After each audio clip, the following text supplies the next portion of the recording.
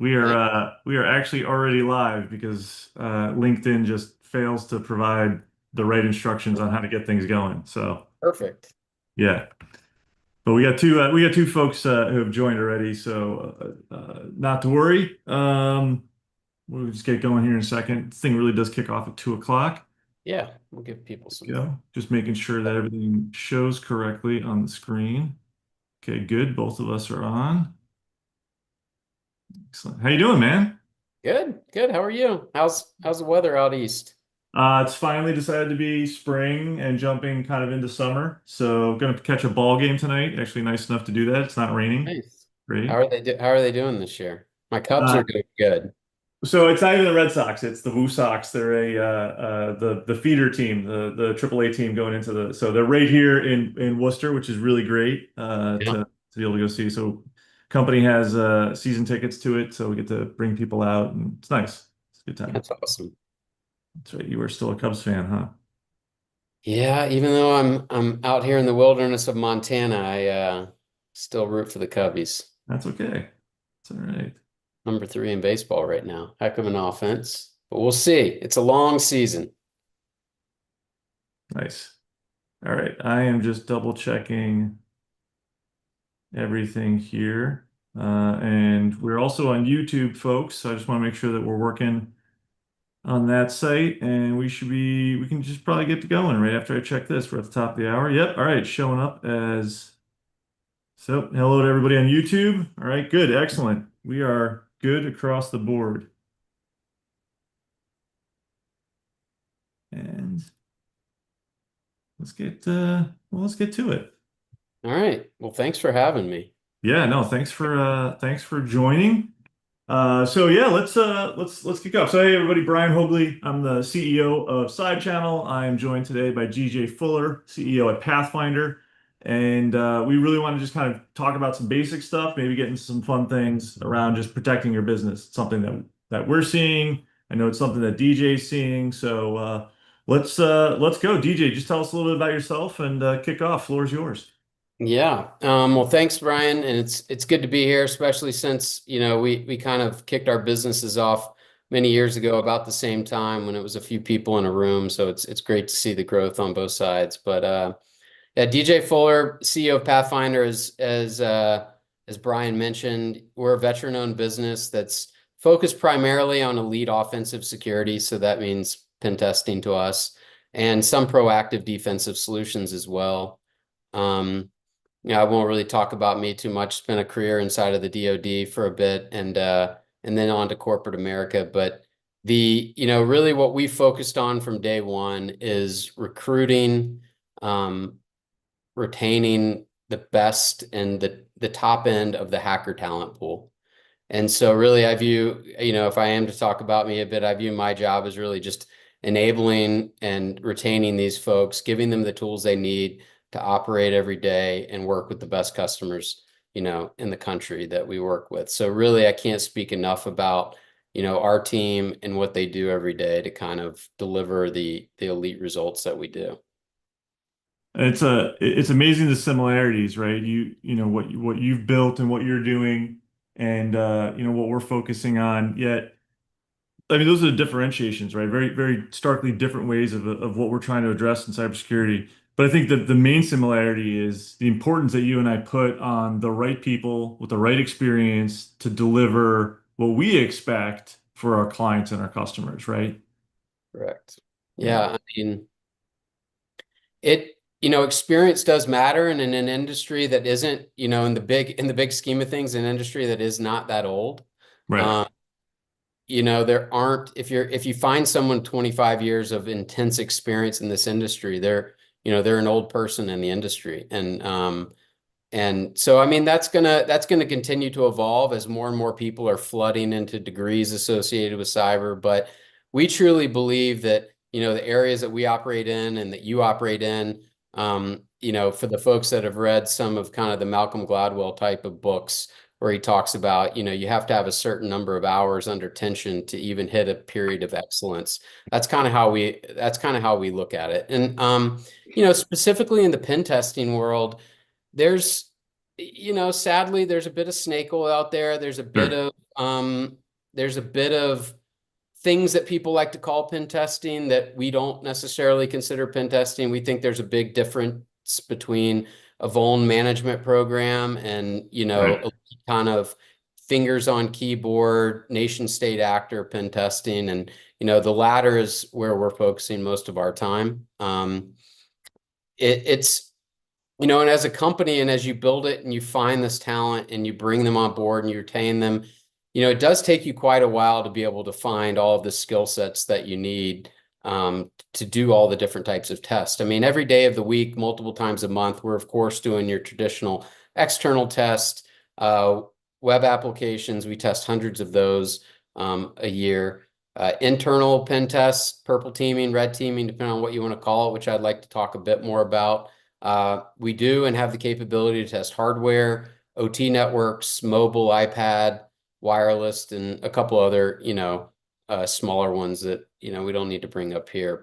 And then on the defensive side, it's just through those engagements that we've seen the need to help people proactively enhance their IR plan, build run books, help them with tabletops, which I know you guys do well additionally. So it's kind of where we focus. We try not to be everything. We try to say, this is all we do. This is all we're ever going to do, but we're going to try to be excellent and be the best at it in the country. But what I was going to say, sorry, man, I was on mute. I was going yeah, to say, that's a great way of looking at both building a business and obviously taking care of your clients. So if you're just joining us at the top of the hour here, we got started a little early because LinkedIn's a lot of fun. I am joined today by DJ Fuller, CEO at Pathfinder. Again, I'm Brian Haugli with SideChannel. So we're kind of just digging into like the broad spectrum idea of like protecting your business, and there's a lot of ways to do that. I want to kind of set the stage. Something I've always appreciated about pen testing, but I think something that is misunderstood or maybe I don't want to say abused, but misused by CISOs and practitioners when they reach out to folks like you or start looking at that pen test. What is it? What exactly is it? What should I expect out of it? Like you kind of touched on it, like it's not vulnerability, it's just not a vulnerability scan. It's deeper than that. That's important to differentiate. I think some people don't get that, and that's unfortunate. But the other one is really that outside view in, and I want to preface it with the unencumbered outside view in. The what I've never understood is CISOs or folks who get a pen test and box it with so many exemptions and rules, like you can't touch this, you could touch that. It's as if, do you think the bad guys are playing by some rules that are holding them back? And so I never got that when someone was like, "Well, we can do a pen test, but don't ever touch this area over here," even though it would be accessible to bad guys, which is why I'm paying you to replicate what the bad guys would do to then tell me so I can inform the, like it doesn't make sense to me, right? yeah, Like yeah, it's that unencumbered aspect of what you're trying to do. And there's a lot of value as a CISO to get that outside view in because I'm over here building programs thinking I built the right program. No one can get in now. But I need somebody to test it, right? And likewise, when you go into an organization and they're like, "Hey, come test our, what, because we need it's requirement, regulatory or whatever. Please come test this for me." And then they get that back and they're like, "Wow, I need to build a program." Right? So like it's amazing how like both what we do and what you do inform and are really required by the other to check and balance what's going on. So talk to yeah. us about what you're seeing in that space from your vantage.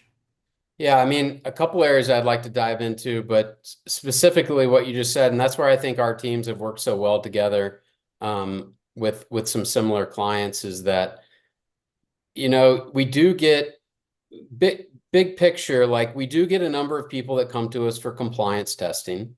Sure. And in those cases, they'll definitely put the handcuffs on you because there's specific things. And it's unfortunate because there are people that go the compliance route and they have to test certain things for compliance checklists. And then they say, we'll do that one, but then we're going to do our real pen test as well. Right. And it's unfortunate that double the budget has to be spent when really they should just be doing one test and accepting that the findings are the findings. But um, but yes, like I would say the other big thing that we're seeing on that side is that, and that CISOs, people always ask like, what industries do you work with and who are the most sophisticated? And I say, truly, we work with all industries. Sophistication, we have found, is dependent on the security leaders in the organization and the maturity of understanding of how important security is inside of the organization, right? Being empowered by the senior leaders down through the security team. And we find that's it. So sometimes we talk to, folks like, on at SideChannel, very seasoned CISOs. We come in, they know exactly what to expect on pricing, what the results are going to be, what to do with those. And then on the other side, we talk to some people that, I mean, they have no idea what these things cost. And sadly, these things are expensive right now. And the days of figuring out how to save money in your marketing budget to then spend money on security are over. Like, security is a net new, budget item that, unfortunately, I say unfortunately, because it's unfortunate that, like, you know, companies that aren't part of the government and the military have to play defense against nation state actors, but it's where we are. And Right. so real money has to be spent. And so, I mean, I think that's one thing that we're seeing is we have seen in the last couple of years more maturity on the side of people understanding they can't just do check in the box anymore. They have to come in, take the handcuffs off. They have to spend real money to understand where the vulnerabilities are, because truly, cybersecurity is one of the few like extinction events for a company. Oh And yeah. Yeah, it's not if you don't hit, if you don't hit your marketing ROI for the year, the company goes out of business, but this is a true extinction event. yeah, So no, it definitely is. um, I think that's a big thing that we're seeing right now from the maturity of the CISO, and maybe some still opportunity to mature in some areas, some industries. Yeah, there's plenty of opportunities to mature. I completely agree. If you're on LinkedIn, folks, drop a comment right here on the right, or give some feedback. Would love to hear either your questions or just your insights, maybe even some use cases. Drop some stuff in there. We're gonna wrap this all into some posts and some other information. Me, I love doing marketing out of, like ideas just come out of this stuff, and it's like, why don't we talk more about, this thing? And it's like sometimes it's comments from people watching. So, get engaged, get involved, or just kick back and enjoy your really late lunch if you're on the West Coast. Um, DJ, what are you seeing when, you've gotten engaged, right? You're stepping into, you've already you've got your ROE, you've launched, you're doing your work. What are the pitfalls, you wish clients would just be a little bit more open to and kind of understand, like, this is what you're trying to do. If you just kind of relaxed a little bit, it could go so much better. You could get so much more insight. What have you Yeah. seen kind of like as you've been, working, like, man, Yeah. just guys, do this. Great question. And I believe right now, and you see it change throughout the years of what is being valued inside of organizations. But I still believe, probably inside of every company inside of the US, the last part of their network to mature from a cyber standpoint continues to be their internal network infrastructure. So we have seen, we believe right now, like, the number one type of engagement where companies are getting the most bang for their buck and the most learning, to your point about, like, coming in and on the backside of it, what could have been done better, is really around what we consider purple teaming. And purple teaming, to us, a lot of people are familiar with the term. To us, it's an internal pen test that's done in a collaborative fashion. Purple meaning, obviously, the cyber world is much like the DoD, much like the military. Offense is red, defense is blue. The blend of the two becomes purple. So we prefer almost exclusively purple teams over red teams when we're doing internal pen tests, because we're pretty much going to do the same things, but why not have your team for free, essentially, involved on the journey to learn? We really believe that the red and blue teams aren't that completely different. The hackers and the defenders aren't that different. We just look at the problem from different directions. So these types of engagements really do help enforce, all of these blue dollars spent on tools, process, and people, because otherwise, most of the cyber budget is on the blue side. And they have huge budgets, they spend all this money, and they're like, is it working? And maybe someone on the team will go, yeah, it's working. It's like, okay, I trust them, or, the marketing materials out of a tool that you bought tells you it's going to work. So you shake your head and say, yeah, it's going to work. But, we just find that this process being collaborative as we go, recognizing that we are not here. You want to talk about a pitfall? We are not here to get anyone fired. We are not here to have an I gotcha moment and then drop a report in your lap and leave feeling like we won. That Right. is the objective. The Right. objective is number one, the objective is, to protect that company and make them better. And number two, like we have a duty to do to our country to defend against the adversaries that are beating at our doors from some of these other nation states. So really, we really find that collaborating daily inside of these purple teams. We made this move. Did you see it? No, we didn't see it. Okay, we didn't get this detection. Sometimes we end up on the phone daily with these companies as we're conducting these, we call it a week to 3 week engagements. Sometimes it's just weekly and we're kind of running through things. And oftentimes the reason that these are so important is real remediation is happening while we're doing the engagement. So instead of receiving a report 3 weeks later, Right. starting to remediate, retesting, we're retesting a lot of the criticals and highs before we even leave the environment. And now you're better protected against the enemy. Right. And it happens in a couple weeks instead of 2 months. But Right. It's less static, right? It's much more of a dynamic process that you're involved with. Plus, you in like a real op tempo, if you are being attacked, you're not just sitting there and then, well, let me put it this way. You're trying to actively fix things that you're realizing the attacker is proving are broken while that's happening and trying to thwart the enemy, right? Like trying to keep it at bay. It's not this like, oh, we'll just stop it and then we'll come back later and fix all this stuff. No, you need to you need to learn how to run things in parallel. And so by what your great explanation of like how a purple team should enact, those are all the parallel activities that could be going. And guess what? You're practicing it during a safe time. correct. You're not doing that for the first Yeah. time when Under you're duress. right, right, which is I always kind of joke with people. They're like, "Well, what should I do with this incident response plan?" I'm like, "Well, you shouldn't pull it out for the first time when you need it.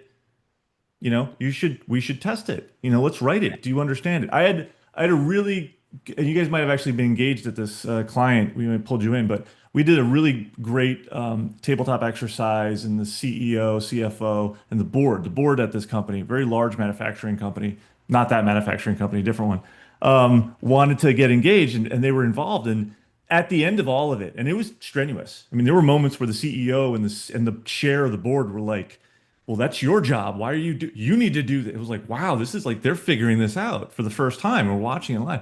But at the end of it, it was all good. The CEO was like, pulls up the incident response plan. He's like, I'm gonna have 6 copies of this, like one in my car, one in my briefcase, one at home, one at my vacation house, one at the office. He's like, I am never gonna go anywhere without something like this, and we're gonna work on this. I was like, that is music to my ears. You're willing to do the work during a safe time. And I think that's important.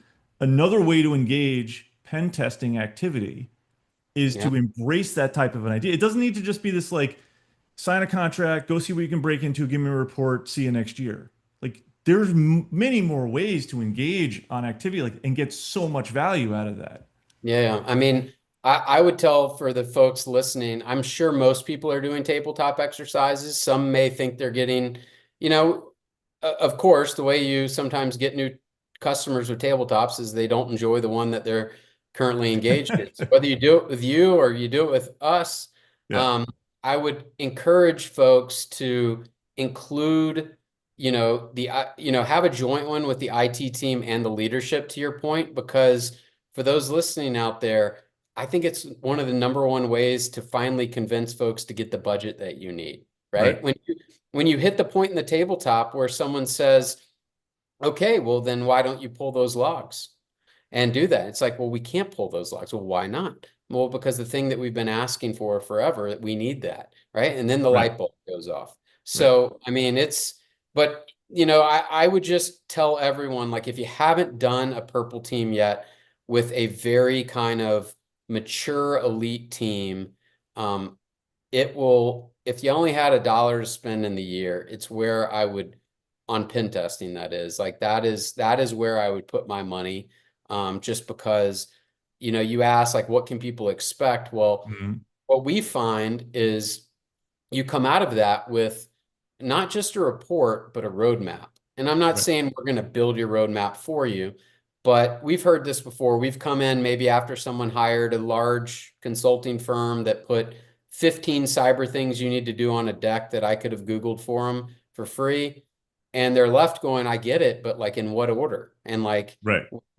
which of these apply and which apply now? And I only have this much money. So all of these things would take me 10 years to be able to afford to do.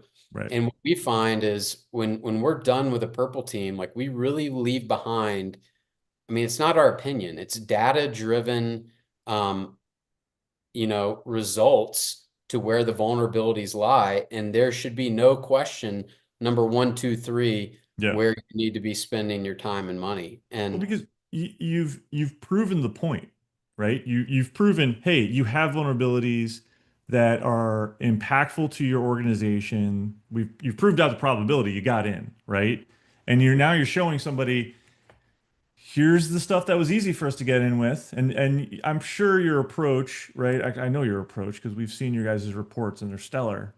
Is, yeah, this is the easy way for us to get in, but we also figured out this way to get in is a little harder, but it wasn't impossible. So like you have to fix all of this stuff. It wasn't just like we figured this one way in, that's the one thing you got to fix and you're good to go. It's like, no, there's multiple avenues here. And that's when you now take that report, and I really want to hear your opinion on, what is it that you want that CISO or that CIO that is now in possession of that amazing data? You've proved the point to them that they've got Swiss cheese as a barrier. What is it you're really hoping that they do with that data that's going to be the right thing to do? yeah. And that's where it's been great, when we partnered with you all, because having a mature CISO that maybe it's not their first time in the seat, Right. that has experience with one MSSP, one, EDR solution, one of everything. When you have a broad experience, like your team does, and you can bring that and recognize which company you're dealing with, that's when that report can be very impactful, because it can become very specific on what needs to be solutioned to remediate it. And I mean, if I could offer, and I would love to hear your thoughts on this, specifically on the internal side, but I'll provide some freebies here, uh, from probably people are probably interested. Well, okay, what are you finding? I would say I'll provide three that are probably the top Perfect. findings on an internal pen test, once we're inside. I would say number one, and it seems to be the number one on most reports, is lack of logging and alerting. Um, Oftentimes we find security tools have been purchased, but never really tuned. Logs are not being collected from the right sources or even enough sources. And the Mm. MSSP and SOC have never really been tested, to inform the alert and detection development. And what do I mean by that? It's you, you, I mean, for anybody who's been in the military, an athlete, I mean, you spend most of your life training and not doing your job, right? So the same thing applies here. If we use the military analogy again, like you have to be constantly testing and training your SOC and your network to understand your weaknesses and where you need to fine tune your alerting, detection, and where your gaps are. So that's number one. And number two, I would say that we are seeing pop up the most is around misconfigurations and Active Directory certificate services. Um, we found, Interesting. improper configurations of the ADCS infrastructure has often led to complete domain compromise simply by us just impersonating the user. And the majority of engagements for those that are thinking about doing their purple team for the first time, um, the majority of those engagements for first-time customers in that area, we're able to privilege access, privilege access via vulnerable ADCS templates and or misconfigurations. So that, and then the one that I'm most interested, I think, based on, I know when we've seen some of this in our customers, and then, we have identified at times where I think, Enclave has been a huge help to these customers is in segmentation and flat networks. We find a lot that networks continue to be unsegmented and flat, specifically Yeah. in file share systems right now. Oh, So yeah. Yeah. the SharePoint network file storage, um, we find that these are flat, and not only are they flat, but the correct hierarchy hasn't even been created inside the network to provide the granular detail of groups that you need to create a structure, Right. right? So it's almost like no structure inside of these. So Mm. now imagine us as an attacker, basic user. We're not even a privileged user. We're a day one employee user. We're coming in, we're navigating through these file shares in the matter of minutes up to executive level, finding plain text passwords. And now the domain's compromised, systems are ransomed, and it happens in Right. minutes, not hours. So I'd love to get, you know, that's what we see from our side, but I would love to get, your opinion on how you're seeing, um, your clients address those, or how you guys are going about recommending how to start to build structure and segmentation inside of Yeah, a it's I mean, so I don't want to get too much into like this isn't about our product, but right. we built it for a reason, right? We had a very captive audience, growing the largest vCISO practice in North America. And you've got a very captive audience, right? Showing you their problems, right? Right. So we're stepping in just like any, experienced CISO at a larger enterprise. Step in, figure out what we're working with, what do I need to start building, enact a pen test, to test my outside boundaries, give me outside view in, start building out my controls, aligning to some type of a framework, maturing my controls, putting in the blocking and tackling. Um, and yeah, that captive audience over the last 6 years has just showed us a number of things, and that's why we developed Enclave to segment. But product aside, like why segmentation, right? Mhm. It's I explain this still to people. It's why do Navy ships and submarines, well, if they leak a little, why don't they sink? Mhm. Compartmentalization. Like Yeah. it's a They basic don't want to, concept. Yeah, been around for a long, long time. And guess what? It works in networking, right? It yeah. really does work. Can I make the place impenetrable? No. Can I slow or stop you from getting anywhere else in the house once you break in? Yes. Yes, I can.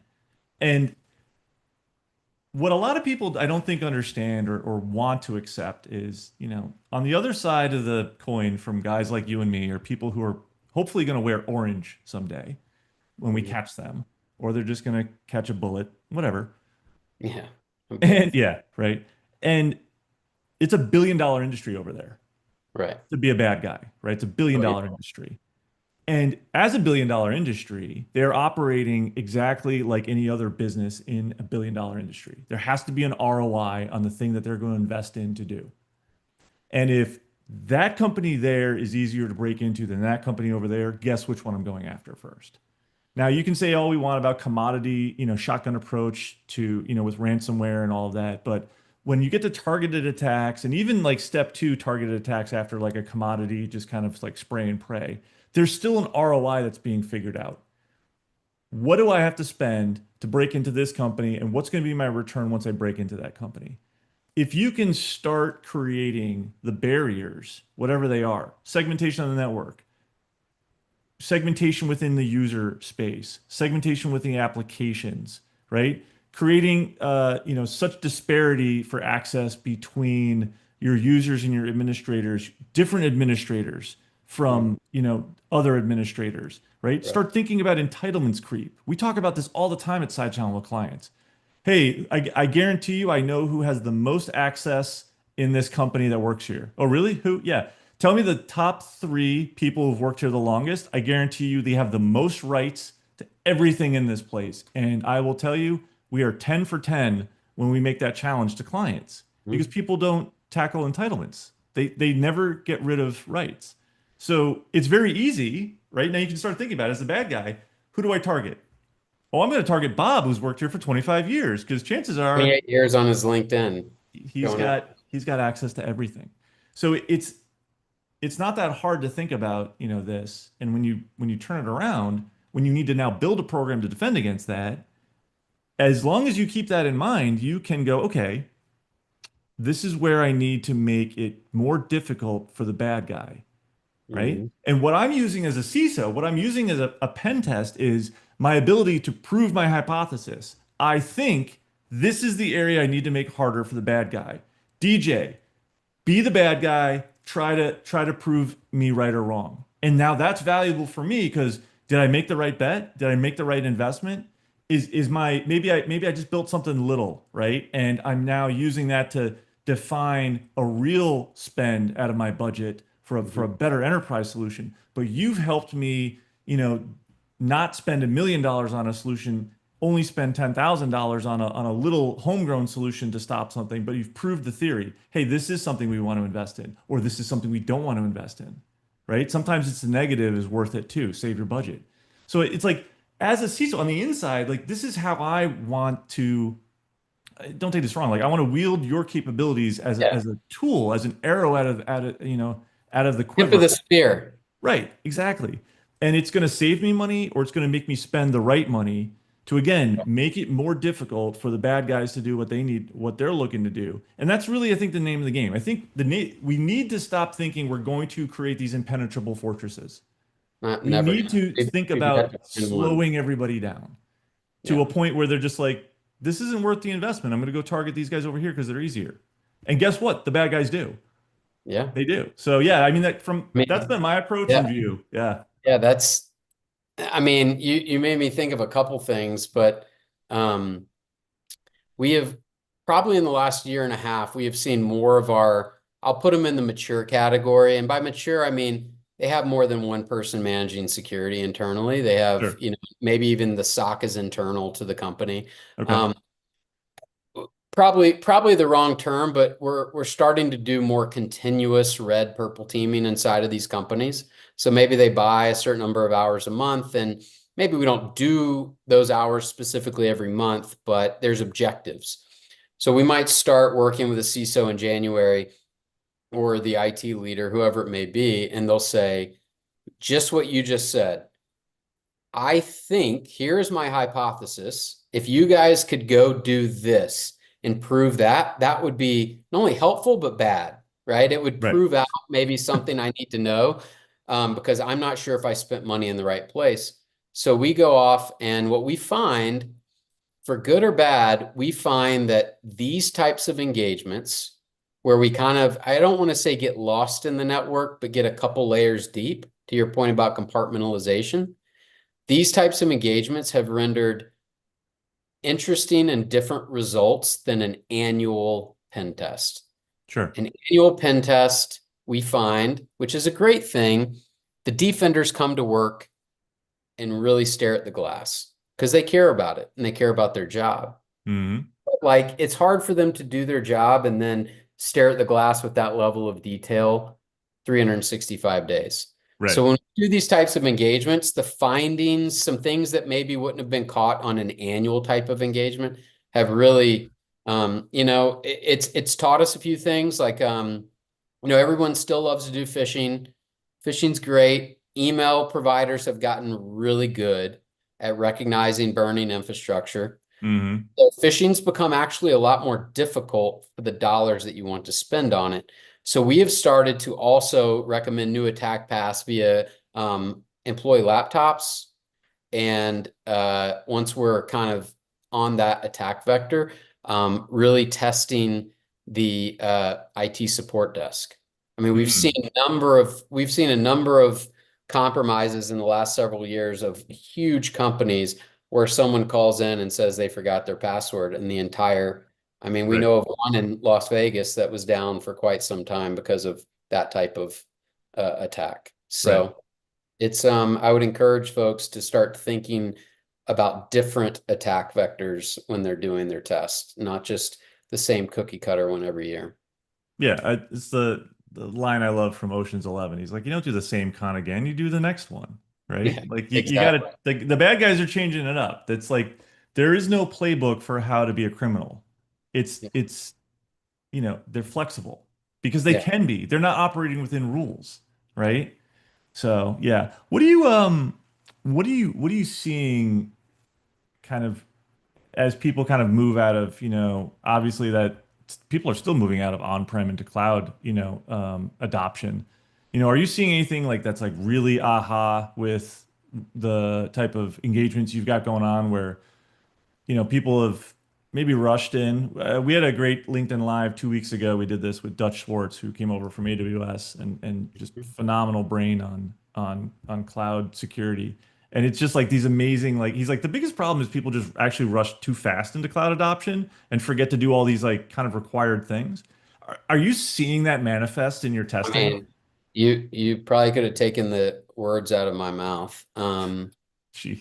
We actually started at the beginning. I said, we're very niche. Like we focus on offensive testing and a couple of proactive defensive things. But the one area that we were forced to um, create a new service around was doing some cloud security audits around email, Mm, Azure, AWS, because we found that the number of breaches coming out of people shifting to the cloud that haven't secured it properly, um, were kind of just dominating the numbers. so it's And just so I think, outweighed yeah, traditional. Wow. yeah, it's just because, I think everyone would nod their heads here if they were on camera, but most IT departments get told we're shifting to the cloud. You have, midnight to 4 to cut it over, and we need to be up and operational, right? Yeah. I know there's a lot of work that goes on before then, but Right. everything about the cloud is centered around productivity. No Right. one starts the cloud conversation with security.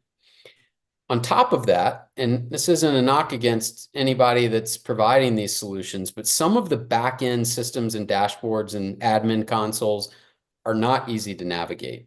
Hmm. So for your so for the person you have internal to a company implementing these new cloud solutions who are focused on productivity, it's not even like the security controls are staring them in the face. Right. We started, and I know that, and you guys have as well, but we've started focusing heavily on some of these cloud audits to help people, determine and secure kind of all of the security settings inside of these cloud platforms. It's, I'll tell you, kind of like your 10 for 10 comment. I'd say we've done over 100 of them. We have never once found a company that, let me put it this way, that was at the risk level of acceptance that they thought they were. There Yeah. was something to remediate or change to secure their cloud infrastructure. But it's a real concern right now as everyone's rapidly moving to the cloud, which is important, Sure. I think it's efficient. Hey, So before we wrap up, I'm kind of curious. I'm a big GRC and controls nerd, which I don't know if I should keep admitting that, but well, I'm not writing a second book, so yeah. that's fine. Um, check that box. We'll do that again.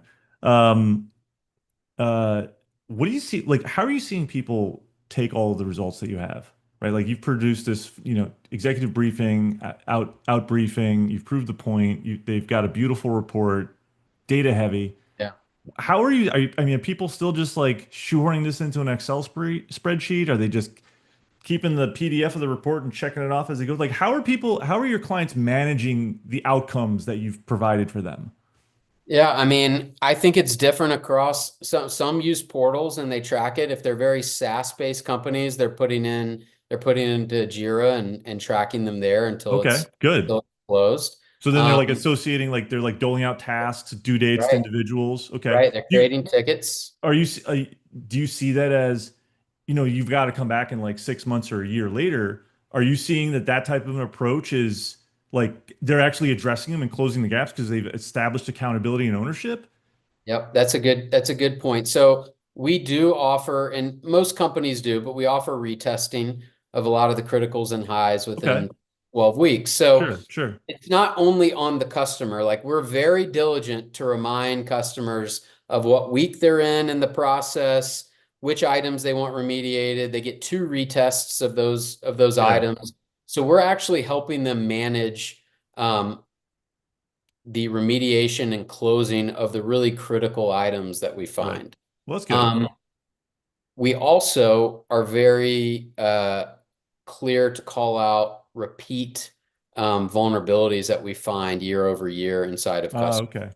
to make Oh, I sure see. that they are. But to your point, like, I don't run a security department inside of a company, but we see the ones who do it well are truly assigning owners tasks and making sure that they close them out Hmm. before they report out to the board Yeah, or report to that's the really lead. what I'm asking about. Like anybody watching this is sitting there going, okay, what do I do with this information? Like how am I successful now that I know this information, right? So you're saying folks who've got a process, they establish ownership, deadlines, and they probably pressure test, it's like Bob comes back and is like, yeah, I fixed that. I was like, okay, prove it.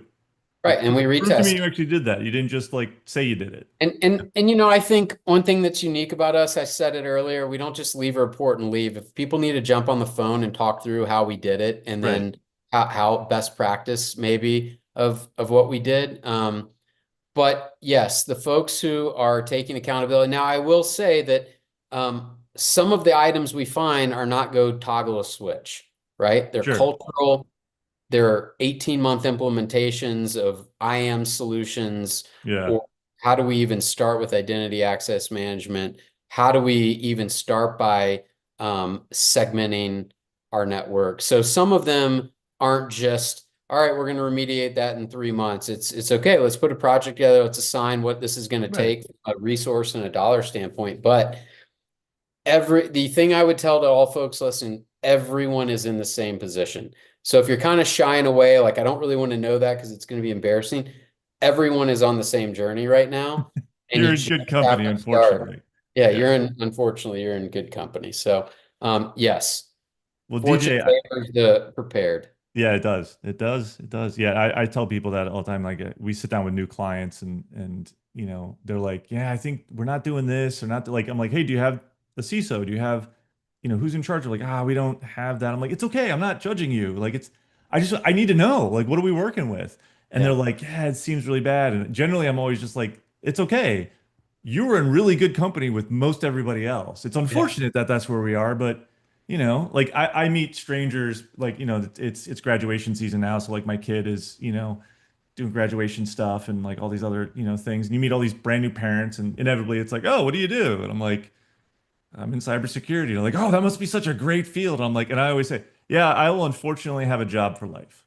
Like yeah. this is It's this is true. just It's consistently needs to get unfortunate. addressed. It's unfortunate that Pathfinder has to exist, but I would rather do this work before someone in one of these other countries does it. Yeah, So, you're not wrong, brother. DJ, so I appreciate it, man. where can folks find out more about you? Obviously, everything here on Yeah. LinkedIn is linked out to y'all, but just for the video. Yeah, I mean, you can reach out to me on LinkedIn. Also, you can find me at DJ at Pathfinder with our Y instead of an I for our name .io. But LinkedIn, probably the easiest place, and someone will get back to you. Also, our website, the info email will go to members of the team that will follow up pretty quickly. And if I'm up in the Bozeman area Yeah, this I'm in my winter, yeah. If you come to Montana, depending on the time of the year, we'll either golf, fish, shoot, or ski. So just oh, let me know. I do two of those. I could get into the other two. So Yeah, and it's not hard. So DJ, um, appreciate it, man. This is thanks, awesome. man. Yeah. Appreciate it. Great being here with you. Thank Thanks, you. All right, everybody. everybody. Brian Haugli with SideChannel, again, joined by DJ Fuller from Pathfinder. You can check them out online, off of this post, off of on YouTube as well. You can follow us everywhere at sidechannel.com or following anything on hashtag cisolife. I want everybody to be good, be safe, take care, and enjoy the beginning of summer. We'll see you next time. Thanks. Cheers.